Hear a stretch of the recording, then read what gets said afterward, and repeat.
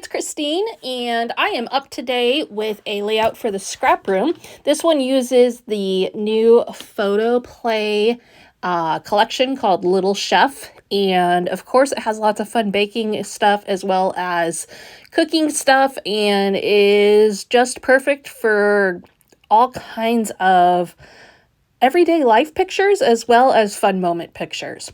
So I am going to use it to do some pictures that are not necessarily great close-ups, but they're fun candids of my youngest son and my niece and nephew decorating cookies.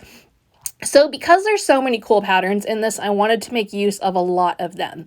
So I am cutting 2-inch wide strips by 5-inch tall strips. Then I'm going to fold those in half, and I'm going to trim off the edges to turn them into a triangle. And I am going to use these to create kind of a fan look, and I'm going to do about half a circle. So I am just kind of guesstimating how many I'm going to need. I may need to go back and do some more.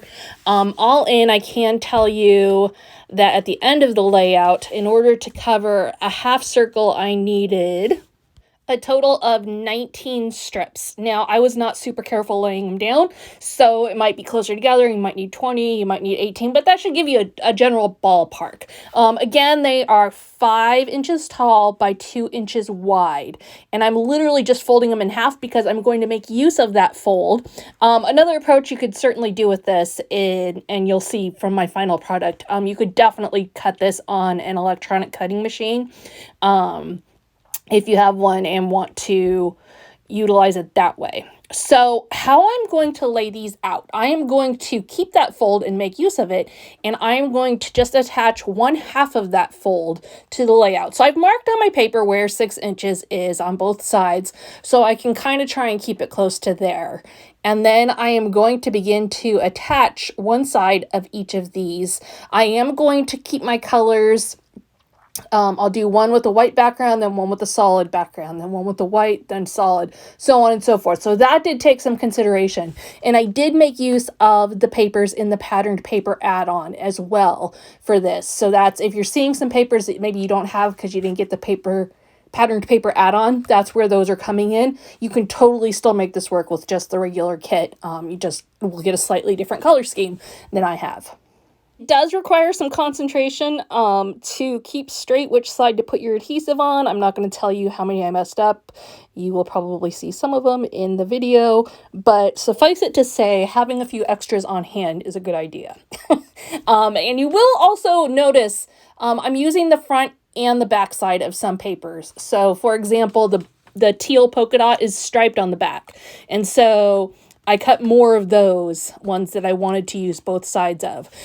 Another thing to note is that I didn't worry about what the pattern is. So yeah, I have the mac and cheese paper in there. Whatever. I liked the color of the yellow. No one, even though I'm doing a baking layout or a cookie decorating layout, I'm not really worried about too much about the content there. Now, if it was obvious, like there was hamburgers on there and it really stood out, then it would be different. But because it's yellow and it's monochromatic, I just rolled with it.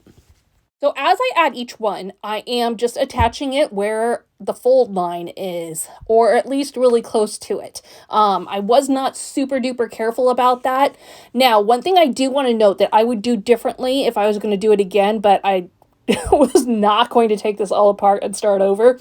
I would switch the direction of my fold in the middle of this because I think it would give a neater edge once we come to the end of the half circle. Can't say for sure because I didn't try it, but I think if I did that, it would have worked a little bit more smoothly. But time consuming for sure. Cutting all these, attaching all these, making sure you're attaching them correct. This wasn't a super fast process. So thus, I did not want to tear it all up and start all over again. And honestly, I'm happy with how it looks. I just think I would like it a little more, and it would have been a little bit easier if I had switched the fold halfway through. So we're going to get all of those on there, and then we're going to finish off this layout.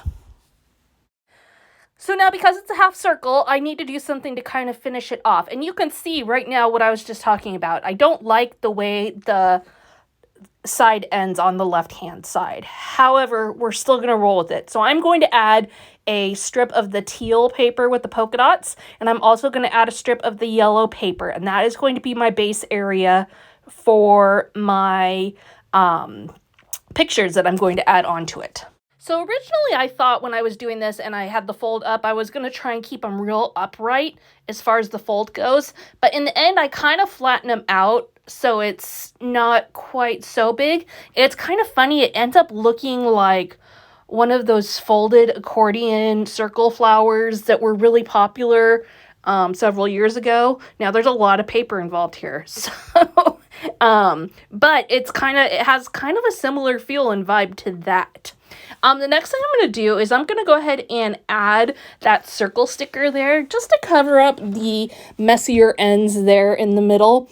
And I did use some foam tape to add that on there. For my pictures, I'm going to use 3 of them, and I am going to cut them down to be 3 inches wide by 4 inches tall. Pretty standard size for what I like to use when I'm doing multi-photo layouts. I do have 2 pictures that are closer up, so I'm going to put those on the outside, and then I have one that's zoomed out a little bit, and so I'll put that in the middle to kind of bring the whole thing together. I'm going to use that pink patterned paper with the baking supplies, cookie decorating supplies on it to mat all my pictures, and just to, my niece is wearing pink in the picture, so it just makes that pop a little bit more. So I'll mat all of those with a 1/4 inch mat all the way around. As I'm adding those, I'll remind you this is a page kit from the Flavors of the Month kit from the ScrapRoom. So this is one of 4 page kits that comes in that kit this month. Wide variety of colors and subjects this month. So really fun to work with. And you can also add on patterned paper kit. You can add on embellishment kit. You can add on cardstock. You can get the double shot kit, all those things. So lots of options that I will link you up to down below. Always fun to get my ScrapRoom stuff.